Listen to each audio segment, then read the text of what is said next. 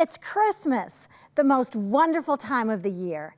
You know, what makes this season so miraculously wonderful is not the scrumptious holiday cookies, nor is it the lavish gifts. Christmas is not defined by decorations or by parties, and certainly not by chestnuts that roast on an open fire. Christmas is wonderful because of Him, because of a baby that was born long ago and yet continues to live on in the hearts and lives of millions of people even today. Well, let's go on a journey to Bethlehem by taking a lingering look at the Christmas characters found in the Bible. The historical account of the birth of Jesus didn't start in Bethlehem or even in Nazareth, but it began with an elderly couple, Elizabeth and Zacharias, who knew the deep fulfillment of living wholeheartedly for God. Zacharias had been chosen to be the priest who would enter the holy place in the temple to offer incense to God on behalf of the people. However, as Zacharias was standing beside the altar of incense, he received a surprise visitor. The angel Gabriel had been sent from heaven to bring an exciting message to Zacharias and Elizabeth.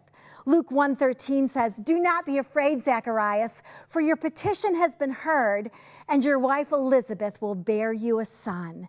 These were the words of the angel at this history-making moment.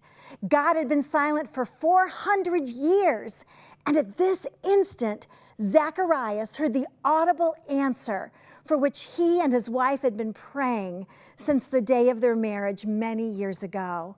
After all the years of waiting and praying and believing, heaven's intervention was about to be experienced in the lives of Elizabeth and Zacharias. Was it even possible, after decades of marriage, that they would conceive and bear a son? Would Elizabeth's elderly frame be able to withstand 9 months of pregnancy and then the pain of giving birth?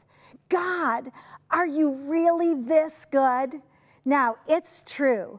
God absolutely hears your prayers. He's listening intently to your requests and loves it when a believer comes to Him boldly and unashamedly. You know, the Bible instructs Christians from every generation to ask and keep on asking, to seek and keep right on seeking, to knock and keep on knocking.